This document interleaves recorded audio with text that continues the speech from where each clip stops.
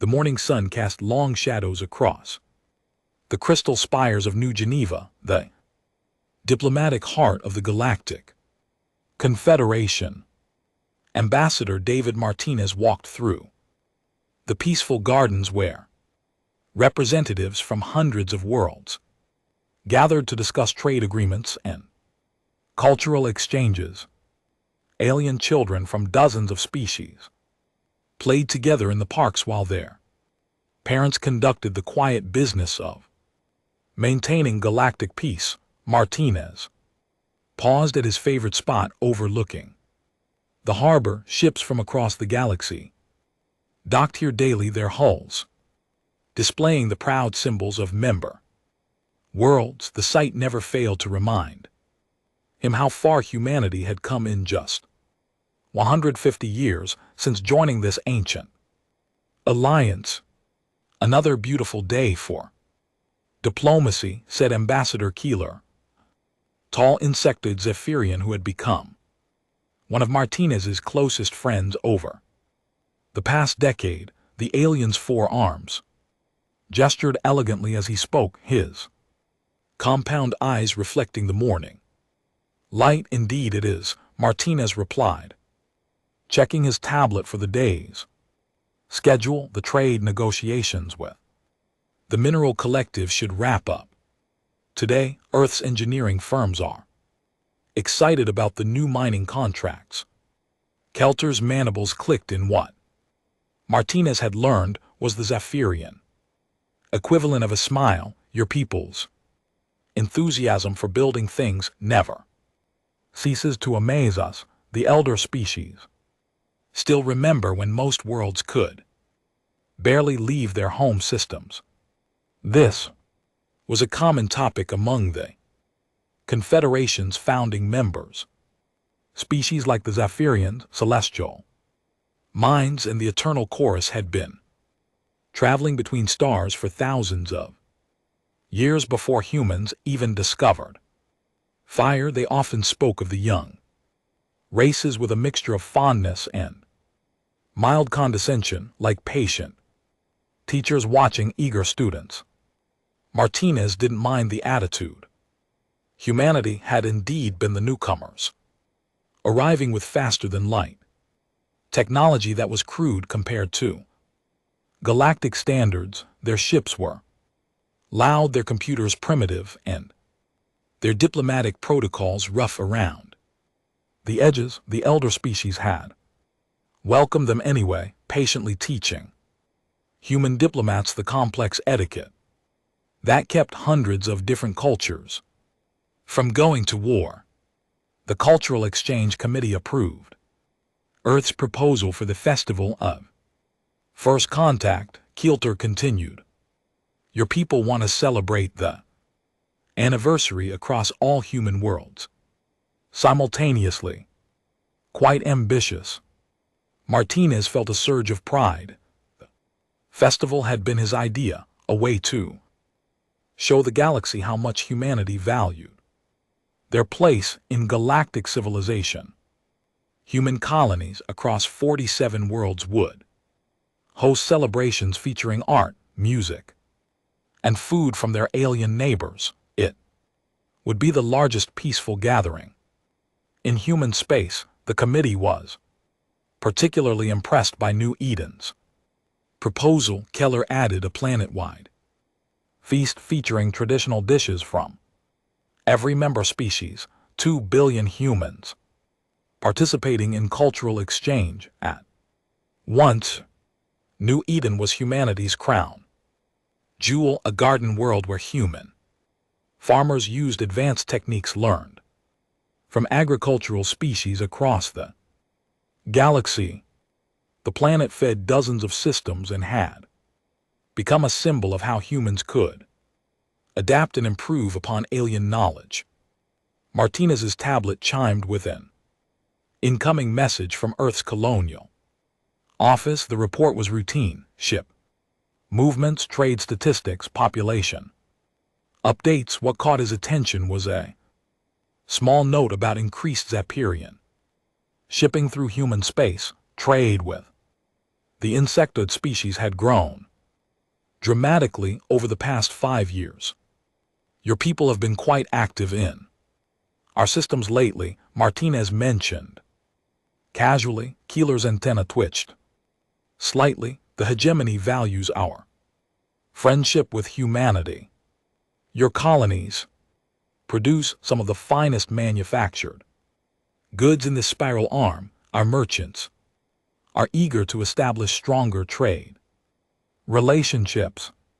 Something in his friend's tone seemed different, but Martinez dismissed the feeling. After 10 years of working together, he had learned to trust the Zephyrian diplomat completely. The insectoid had helped navigate countless diplomatic challenges and had become genuinely fond of human culture. The morning proceeded with typical diplomatic routine. Martinez attended 3 committee meetings, reviewed trade proposals, and had lunch with representatives from the Aquatic Alliance. Every interaction reinforced the same theme. Humanity had successfully integrated into galactic society by learning to control their aggressive impulses and embrace civilized discourse. In the afternoon, Martinez received a secure communication from Admiral Sarah Chen of Earth's Defense Fleet. The Admiral rarely contacted diplomatic missions directly, so he took the call in his private office. Chen's weathered face filled the screen, her expression serious but not alarmed.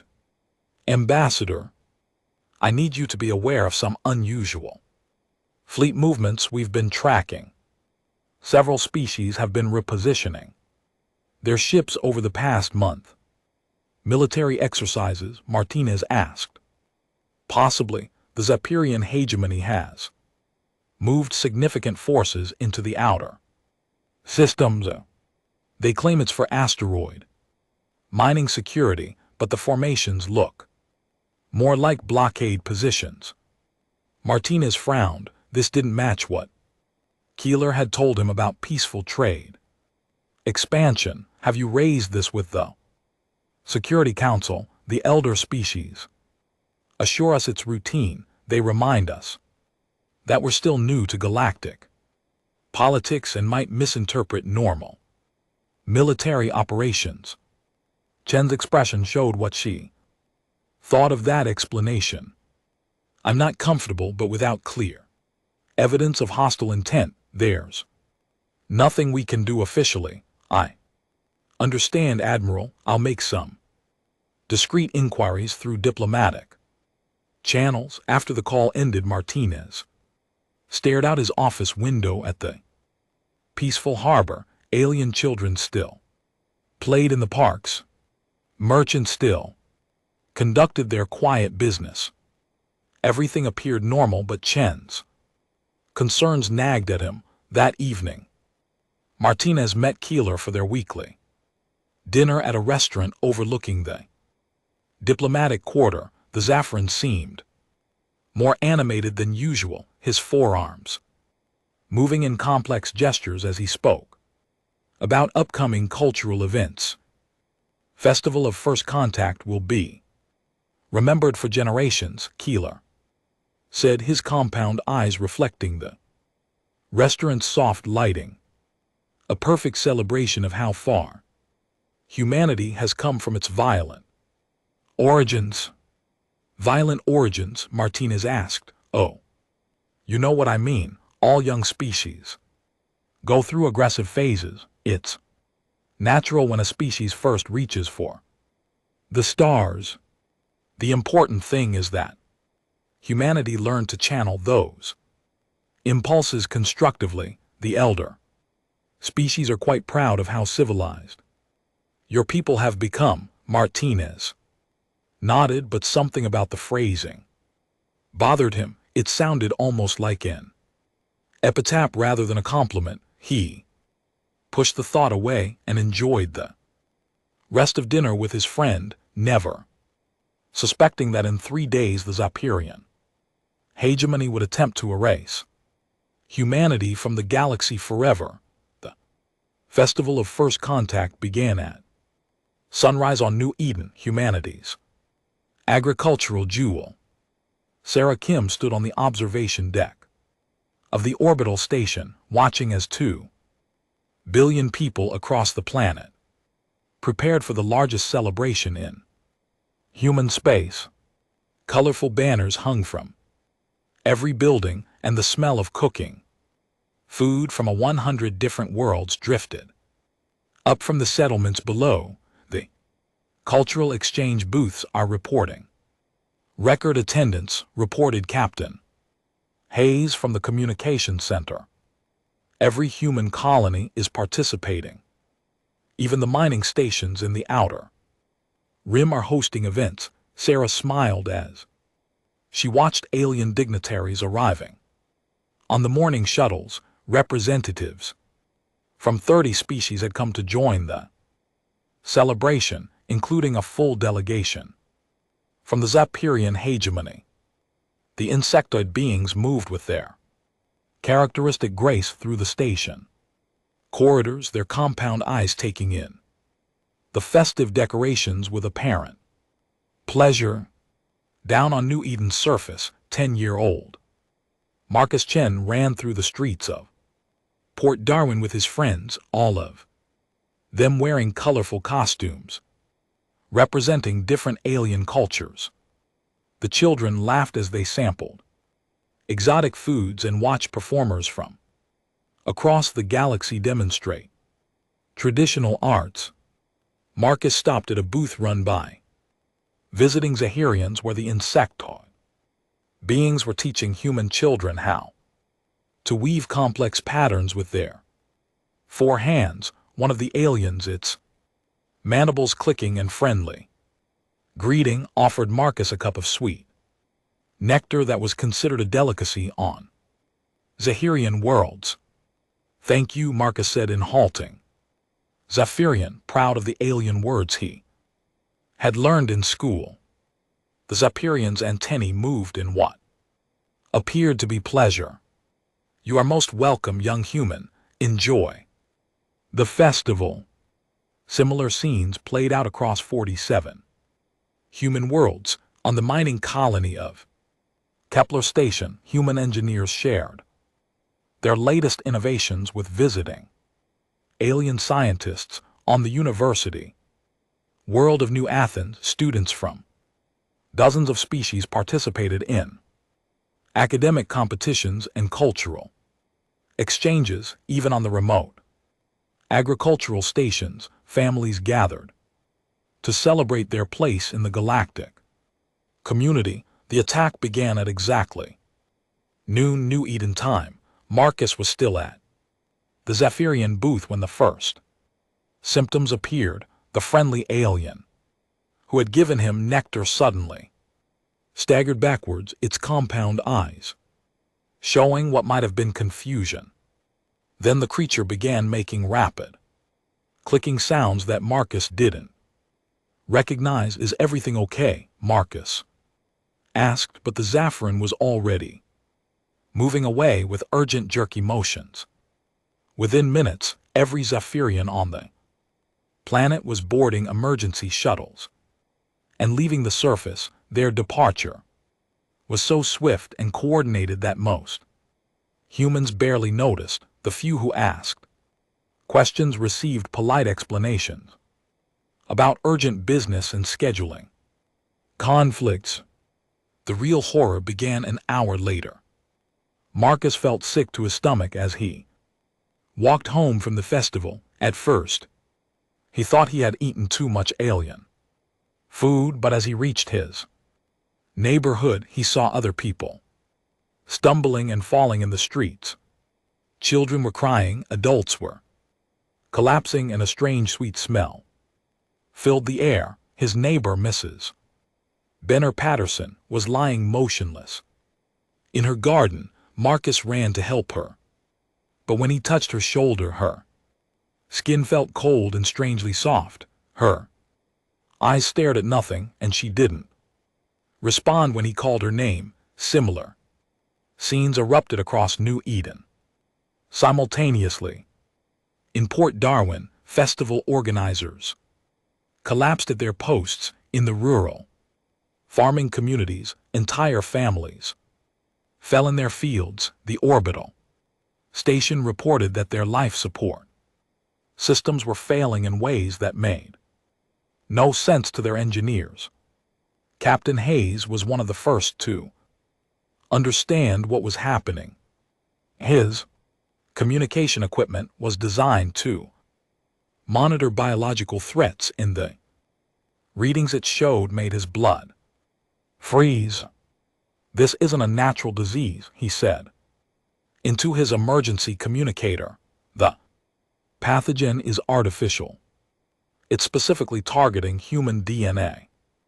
On 46 other human worlds, the same nightmare was unfolding. The Boepin had been deployed through the water systems, food supplies, and even the recycling plants. Every human settlement that had participated in the festival was experiencing simultaneous population collapse. Earth's Colonial Command received the first distress signal. Within hours, Admiral Chen stood in the crisis center, watching as red warning lights appeared on the star map showing every human colony. One by one, the signals from entire worlds went silent. "New Eden just went dark," reported Commander Torres, his voice shaking.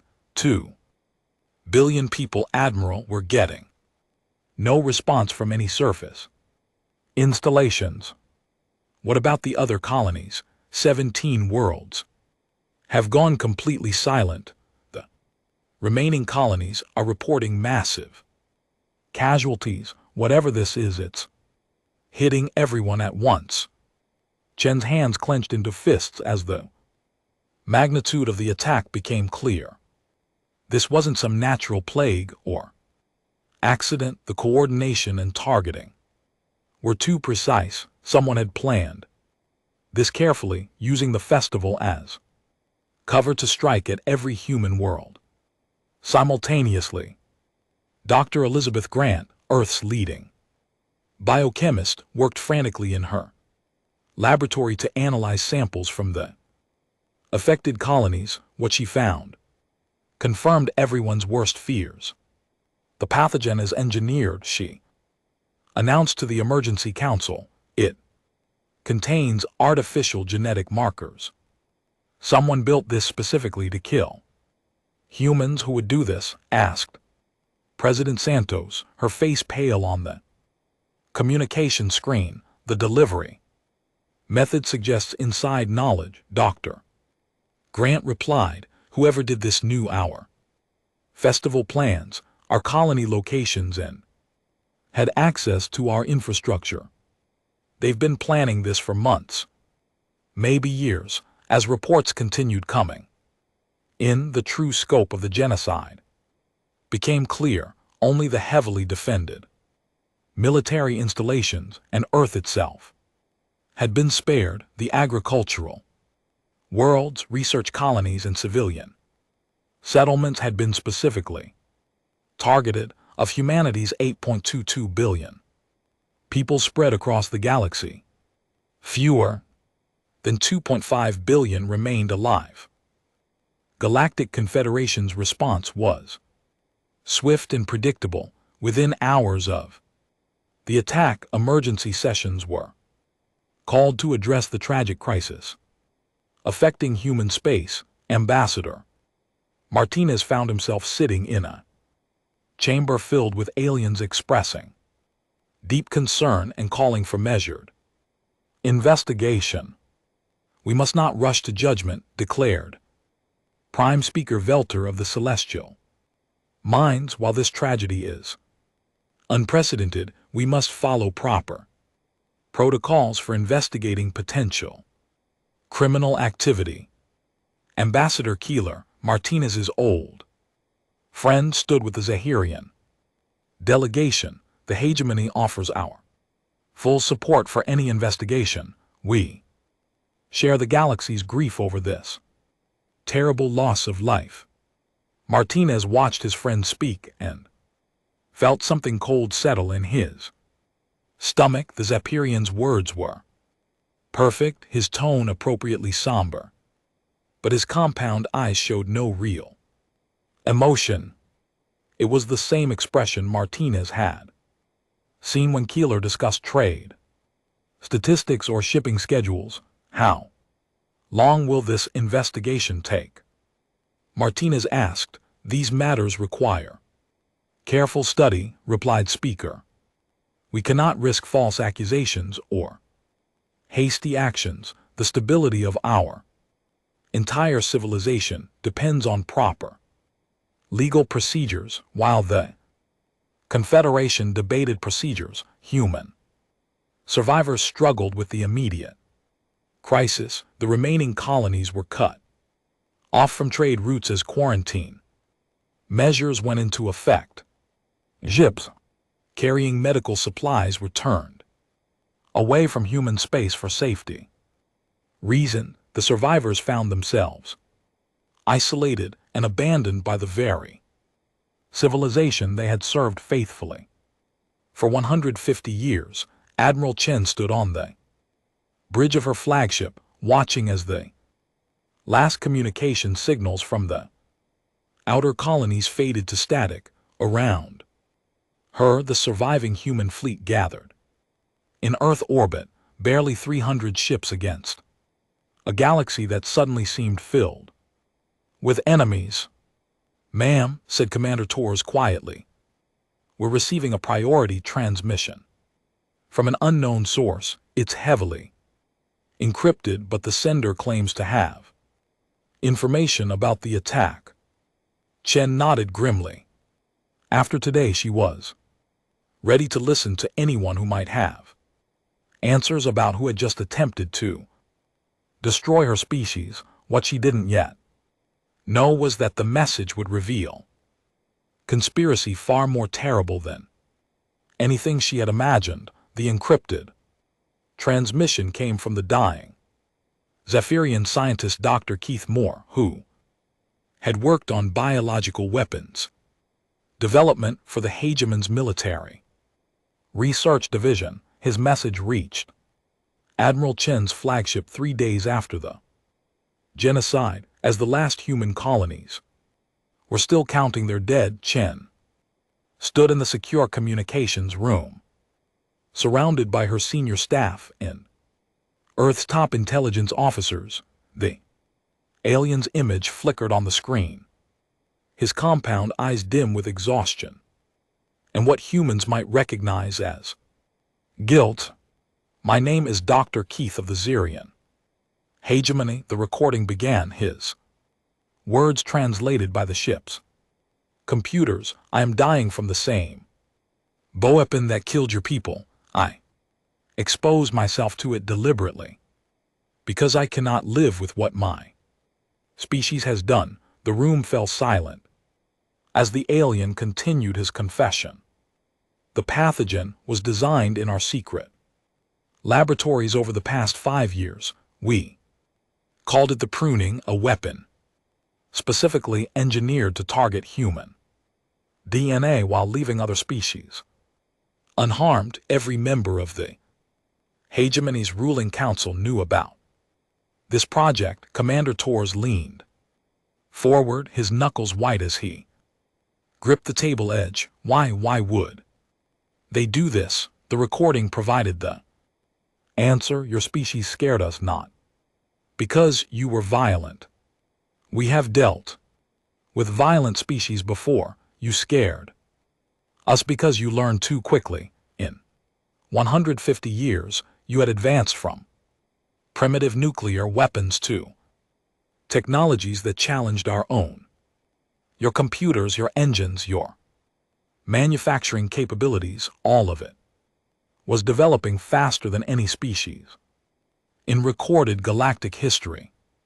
Dr. Grant, who had been studying the bioweapon samples, spoke quietly. He's telling the truth about the pathogen design. Genetic markers match Zephyrian biotechnology. The alien scientist's image continued But the hegemony was not alone in this. Decision, the data files I am transmitting contain communications between our leadership and representatives from 17 other species. The elder races have been planning this correction for decades.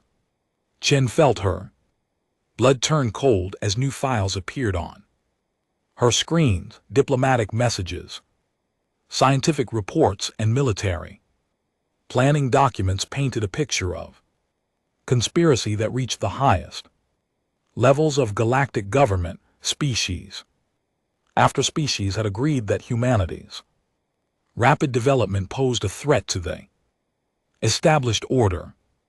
The celestial minds provided psychological analysis of human behavior. Dr. Keith Moore's recording explained the eternal chorus helped design the delivery systems. Even some of your supposed allies in the agricultural alliance knew what was planned and chose to remain silent.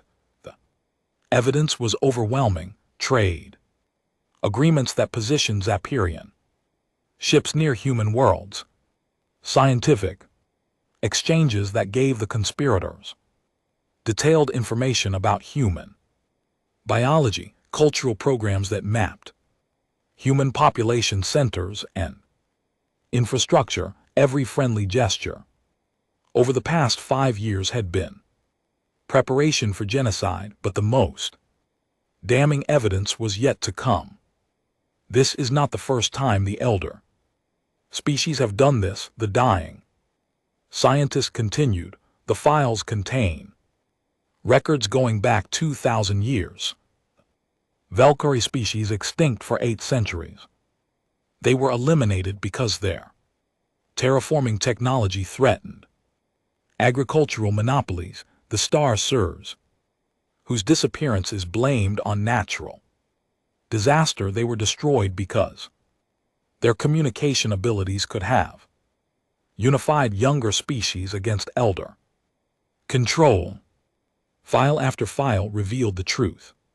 The Galactic Confederation wasn't a peaceful alliance, it was a protection racket run by ancient species who eliminated any potential rivals before they could challenge the established hierarchy.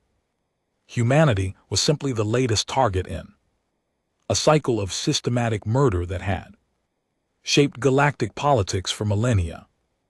The elder species fear change. Dr. Keith Moore explained. They have maintained their positions for thousands of years by ensuring no other species can threaten their dominance. When a species shows too much promise, they are corrected through disease, economic collapse, or direct military action. The survivors are left weakened and dependent, serving as cautionary tales for other ambitious worlds. Admiral Chen stared at the evidence streaming across her screens. Personal messages between alien leaders celebrating the successful pruning, scientific reports analyzing the optimal casualty rate to leave humanity functional but never again threatening, military assessments of which human technologies pose the greatest long-term risks. Ma'am, Commander Torres said quietly.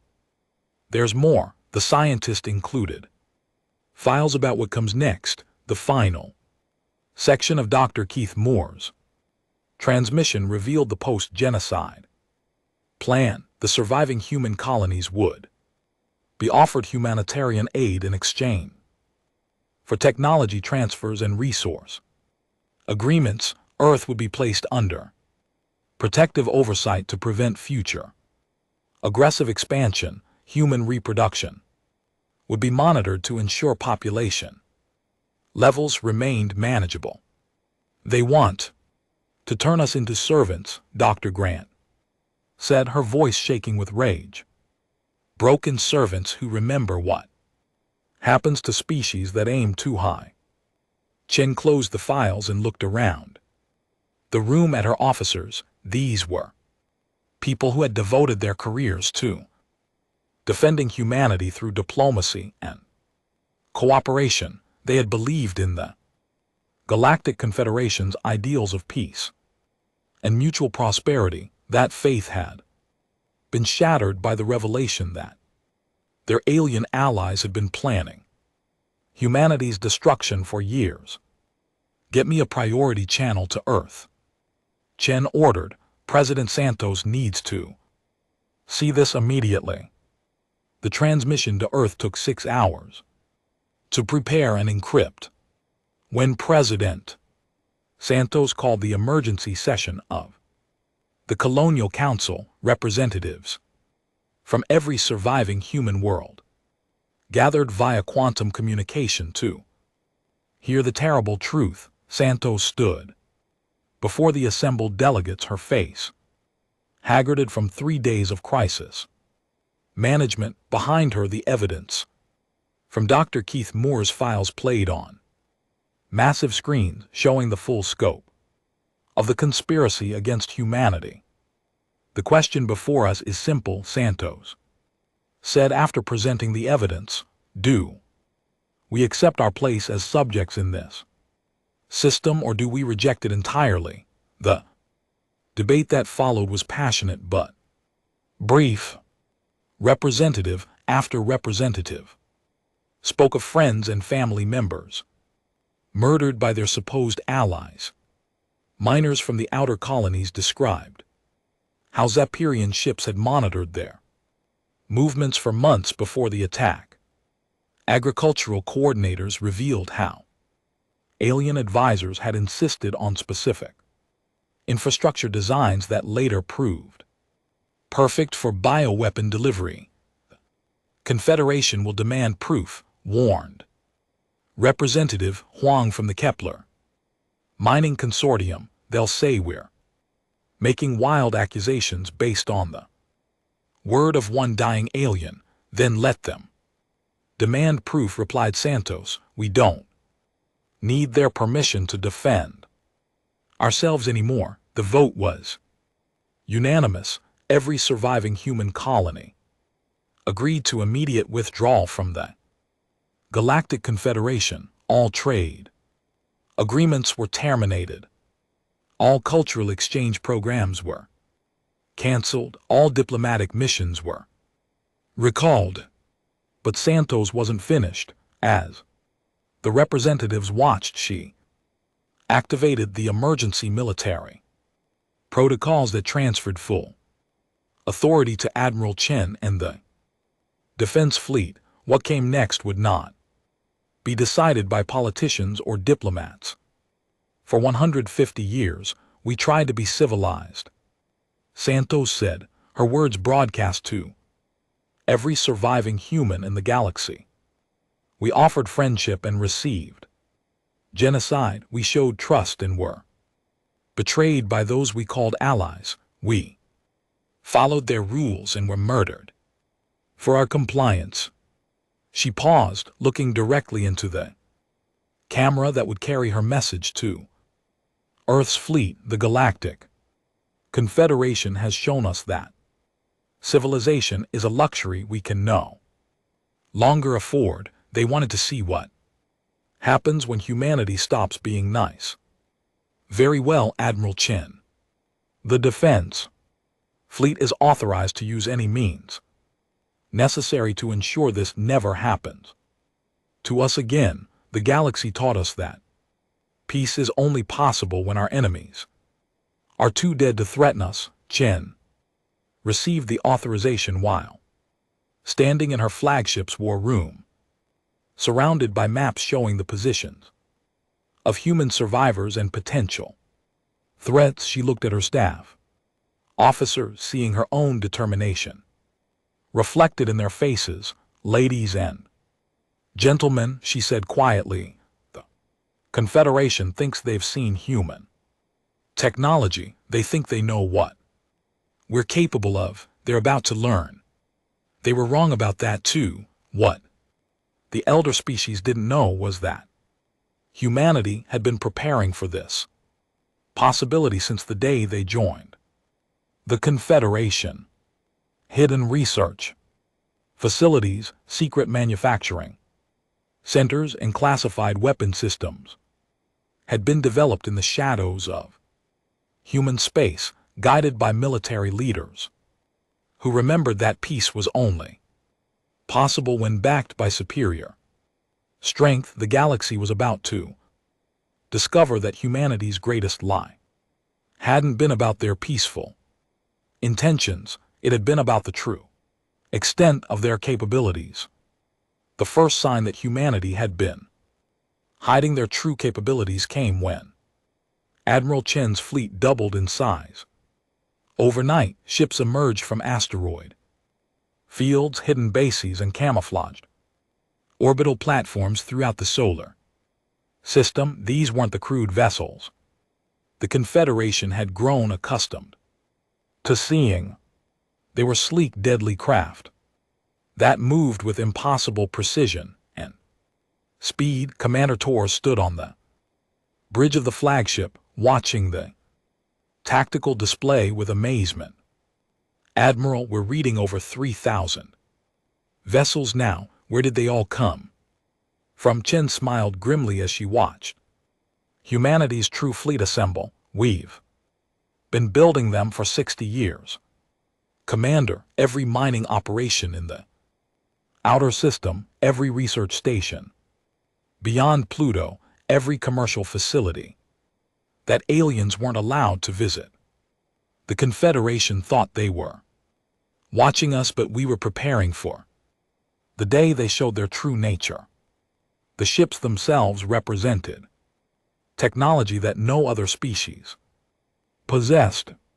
While the galaxy's elder races had advanced through gradual improvement of existing designs, humanity had taken a completely different approach. Every human vessel was controlled by artificial intelligence systems that made split-second decisions across hundreds of variables simultaneously. Dr. Sarah Kim, who had survived the New Eden massacre by being on the orbital station, now served as the fleet's chief technology officer. She stood in the command center of the research vessel Newton, coordinating with AI systems that the Confederation didn't even know were possible. Area begin deployment sequence for the first wave, she commanded. Acknowledged, Dr. Kim replied, the artificial intelligence in a voice that sounded almost human. Beginning manufacturing protocols for Phase 1 operations. Estimated completion time 47 hours. What happened next would have terrified the Confederation's military leaders if they had understood what they were seeing. Human ships didn't just carry weapons, they carried entire automated factories capable of replicating themselves using raw materials from any star system. Within hours of arriving at their targets, human vessels could strip mine entire asteroids and convert them into additional ships, weapons, or infrastructure. The first target was the Zephyrian outpost of Carrion's world, a military facility that had served as a staging area for ships involved in the genocide. The hegemony had chosen the remote location specifically because it was far from major shipping lanes and unlikely to attract attention. Admiral Chen's task force arrived in the system exactly 72 hours after receiving authorization to act. The Zephyrian defenders detected the incoming human ships and prepared for a conventional battle following standard Confederation military doctrine that had remained unchanged for centuries. They were completely unprepared for what actually happened. Instead of engaging the defensive fleet, human ships released swarms of self-replicating machines that spread throughout the system like a metallic plague. These machines, each no larger than a shuttlecraft, began consuming asteroids, space debris, and eventually the abandoned mining stations. orbiting the system's outer planets. Captain Velkuth of the Zephyrian Defense Force watched in horror as his sensors showed impossible readings. The human machines are reproducing, he reported to his superiors, every hour. There are more of them there, converting our mining infrastructure into additional units. The Zephyrian fleet tried to fight back, but their weapons had been designed to combat ships, not swarms of intelligent machines that could adapt their behavior. In real time, every destroyed unit was quickly replaced by 3 more. Every tactical move the aliens made was countered by AI systems that processed information faster than biological minds could think. Within 18 hours, the human machines had consumed enough raw material to construct a complete orbital shipyard around Carrion's world. The Zerian defenders found themselves surrounded by human infrastructure that had literally grown from nothing while they watched. "This is impossible," Captain Velkuth transmitted to Hegemony Command. "No species has this level of technology. They're building a fleet larger than ours using our own system's resources." Admiral Chen's response came through every communication channel in the system simultaneously. Her voice was calm and professional, as if she were discussing routine military exercises. "Captain Velkuth, you and your crew have 2 choices. You can surrender your ships and accept relocation to a world of our choosing, or you can continue fighting and be destroyed along with your vessels. You have 1 hour to decide." The choice was an easy one. Facing odds that grew worse every minute, the entire Zahirian force surrendered without firing a shot, but Chen's mercy came with conditions that the Confederation would soon learn to fear. The Zaffiran military personnel were not executed or imprisoned. Instead, they were loaded onto transport vessels and taken to a harsh but habitable world in the Outer Rim. Their technology was confiscated, their ships were dismantled for raw materials, and they were left with nothing but basic tools and survival equipment. You wanted to reduce humanity to a pre-technological state, Admiral Chen broadcast to the surrendered aliens. Now you can experience what that feels like. Build your civilization again from scratch, knowing that every day you survive is because we choose to let you live. The message was clear. Humanity wasn't interested in ruling other species. They were demonstrating that the power to destroy civilizations could also be the power to spare them, but only on human terms. News of Carrion's world spread through the galaxy within days, but the elder species couldn't believe what their intelligence reports described. The idea that humanity possessed such advanced technology seemed impossible. They had been monitoring human development for decades and seen only crude computers and simple manufacturing techniques. What they didn't understand was that humanity's greatest achievement wasn't any particular technology, it was their ability to hide their true capabilities while appearing primitive and harmless. Every inefficient human computer contained quantum processing cores that operated beyond the galaxies. Understanding every simple manufacturing facility included molecular assemblers that could build anything from raw atoms. The Celestial Minds Analysis Division worked frantically to understand how they had missed such advanced development. Prime Analyst Morton reviewed decades of intelligence reports, looking for clues about humanity's hidden capabilities. Their learning curve was always too Steep, he reported to the Confederation's Emergency Council. We assumed they were copying our technology, but they were actually developing completely different approaches. While we improved our existing designs, they were inventing entirely new ways of thinking about physics and engineering. The Confederation's response was swift, but ultimately futile. Fleets from a dozen species converged on human space, confident that overwhelming numbers would compensate for any technological disadvantage. The elder races had maintained galactic dominance for millennia through superior firepower and tactical coordination. They discovered that their traditional advantages meant nothing against an enemy that could manufacture reinforcements faster than they could be destroyed.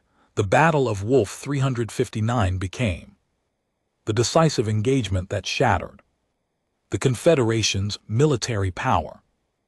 Nearly 200 alien warships faced off against 30 human vessels in what should have been a one-sided victory for the attacking fleet. The battle lasted exactly 17 minutes.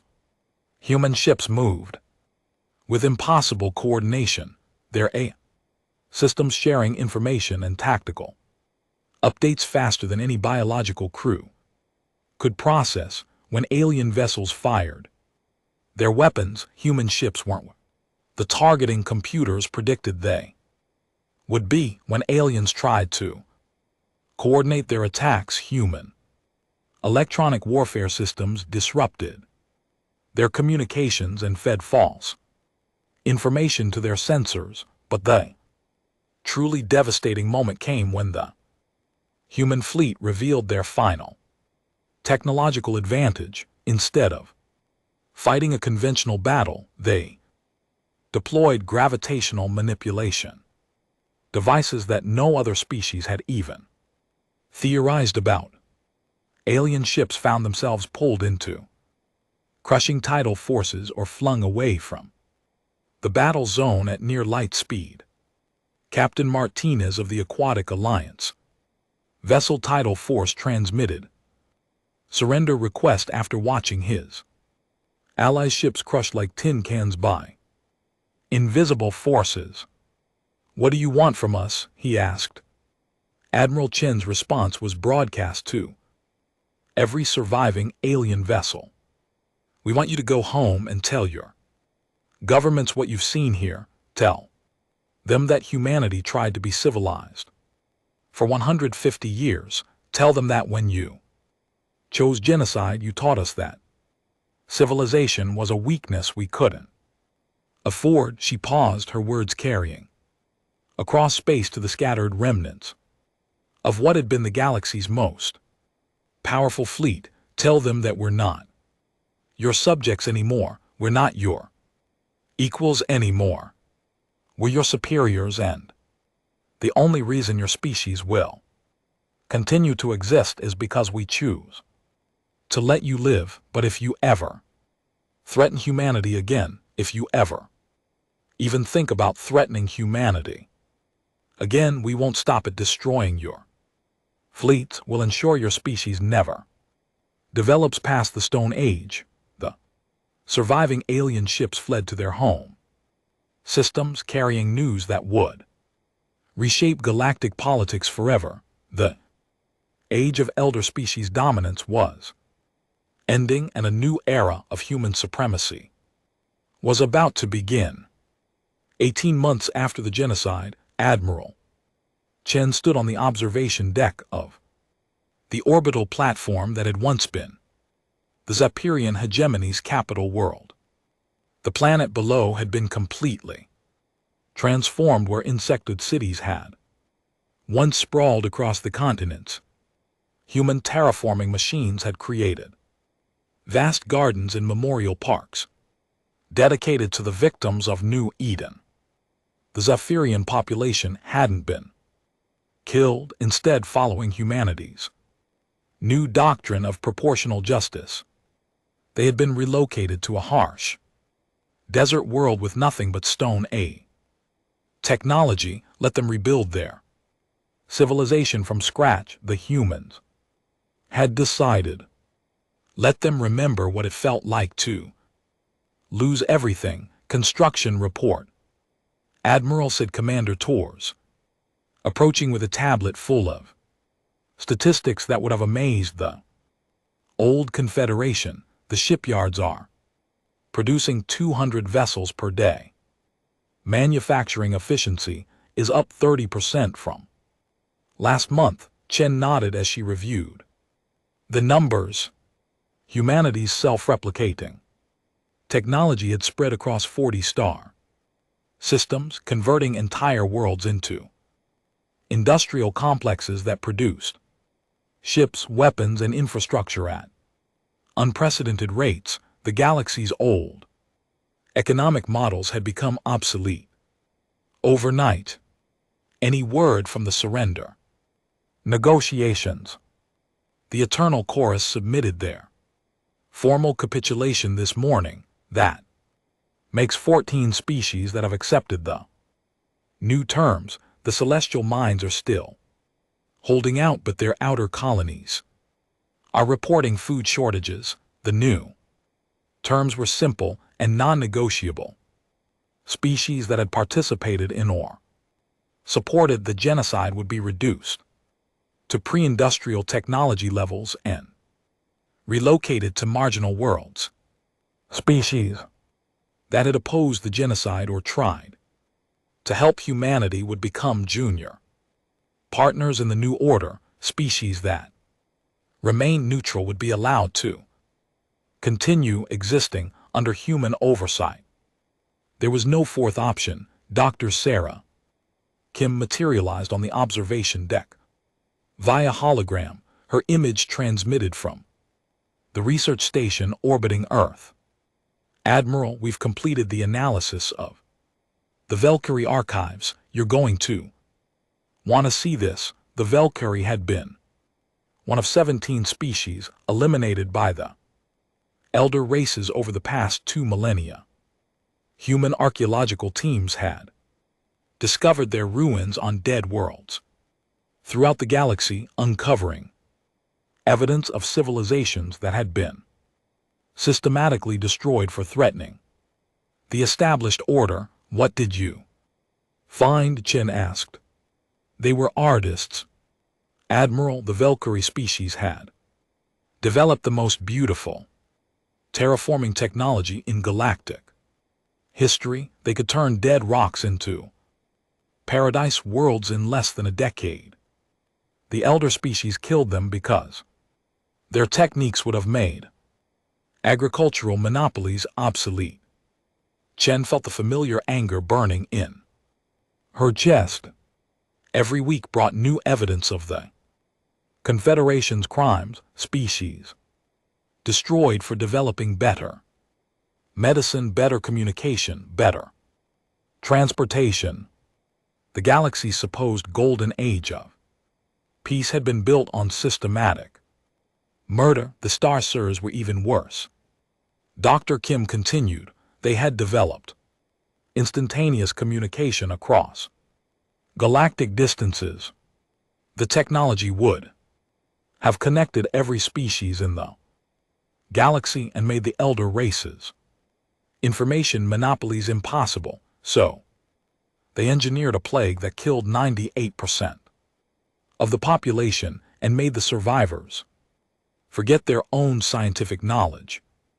This was why Chen felt no guilt about humanity's response. The elder species hadn't just attempted genocide against humans, they had been committing genocide for thousands of years. The only difference was that humanity had survived and struck back. Admiral, interrupted Lieutenant Zhang from the communication station. We're receiving a transmission from the Confederation's Emergency Council. They want to negotiate. Chen almost laughed. After 18 months of systematic defeat, the elder species were finally ready to talk. Their fleets had been destroyed. Their technology had been proven obsolete, and their populations were facing shortages as human blockades cut off trade routes, put them through. The holographic image of Prime Speaker of the Celestial Minds appeared on the deck, his tall form looking somehow diminished despite the technology. Behind him, Chen could see representatives from the surviving elder species, their faces showing defeat and desperation. Admiral Chen Veeler began, his voice carefully controlled. The Confederation is prepared to offer substantial reparations for the regrettable actions taken against humanity. We can provide territorial concessions, technology transfers, and guarantees that nothing like this will ever happen again. Chen studied the alien leader for a long moment. This was the being who had personally approved the psychological analysis that helped design the genocide. His species had provided the theoretical framework for destroying human civilization. And now he wanted to negotiate as if this were a normal diplomatic dispute. Prime Speaker Chen said finally, "You seem to misunderstand the situation. We're not here to negotiate, we're here to inform you of the new reality." She gestured to the transformed world below them. "This is what happens to species that commit genocide. Your colonies will be dismantled, your populations relocated, and your technology confiscated. You will be given basic tools and allowed to rebuild your civilization from the ground up." "You cannot be serious," protested. "The Celestial Minds have existed for over 3,000 years. Our scientific achievements, our cultural heritage should have been considered before you decided to exterminate my species." Chen interrupted. "You wanted to prune the galaxy of threatening races. Consider this your turn to be pruned." The alien's composure finally cracked. "This is madness. You're destroying galactic civilization."